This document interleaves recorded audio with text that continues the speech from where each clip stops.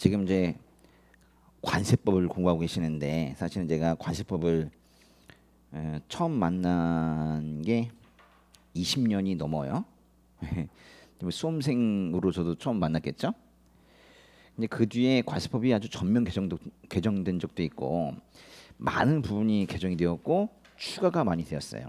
그래서 사실은 제가 처음 관세법 만났을 때와 지금은 좀 상황이 많이 다른데 그때는 이렇게 양이 많지 않았어요.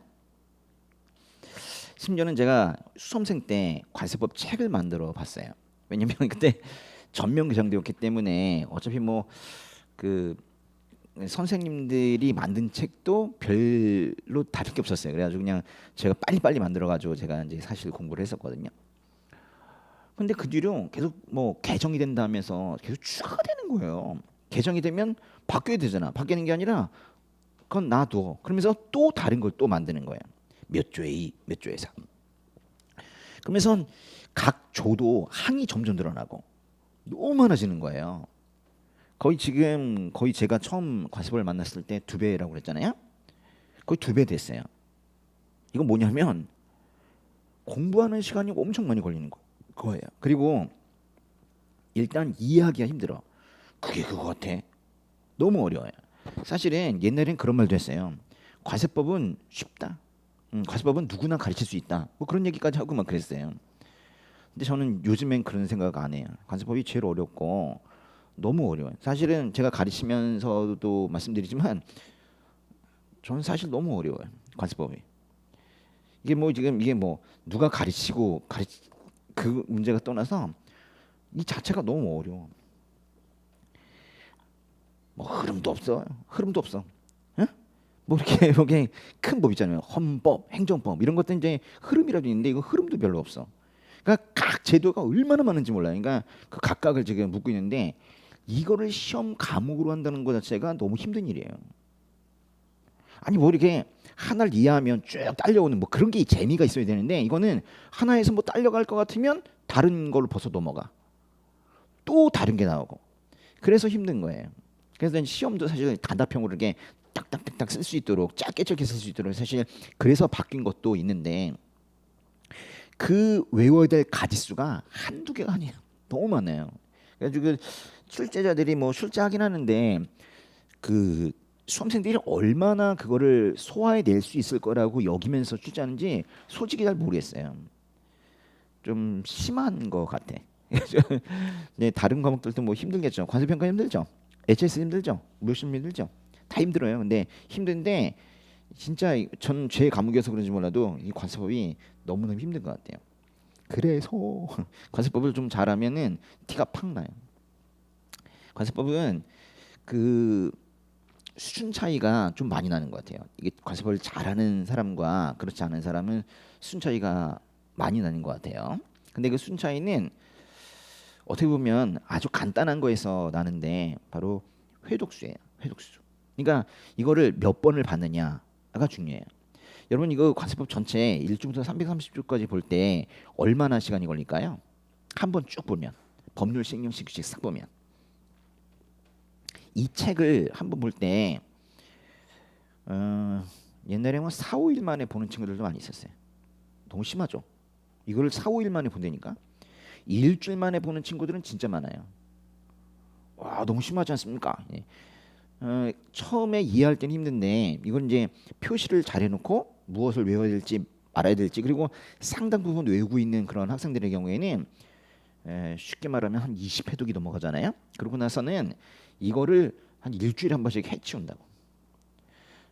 그런 친구들이 붙는 거예요.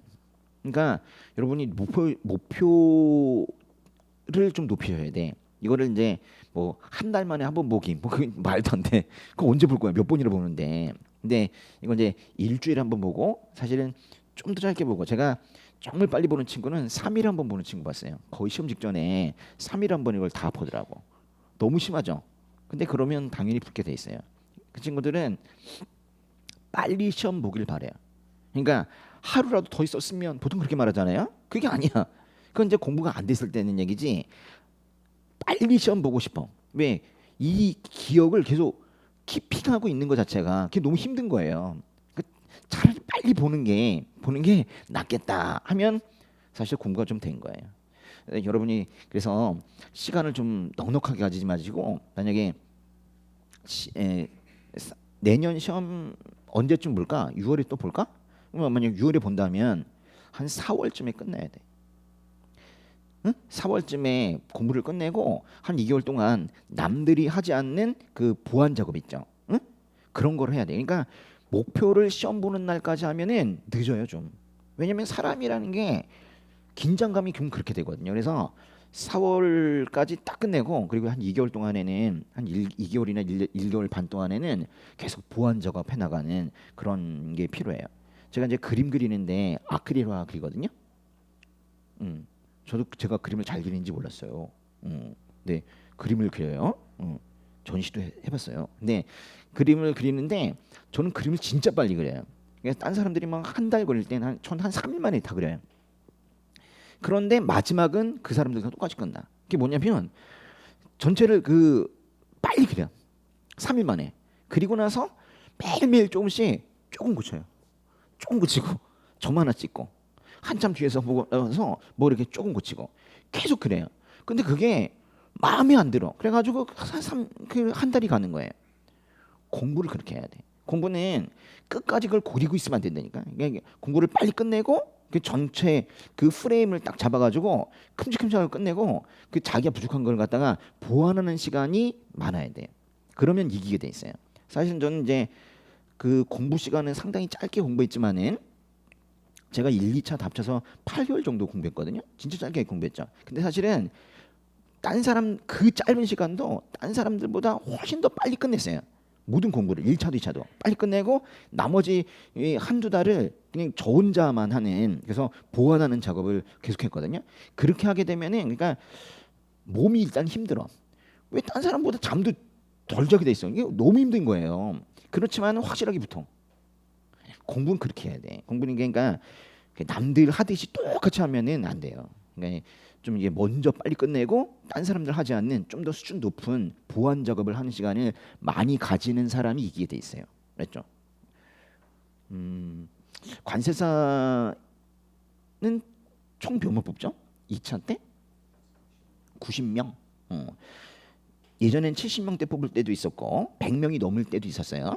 그런데 70명을 뽑건 90명을 뽑건 100명을 넘게 뽑건 1등은 안 떨어진다?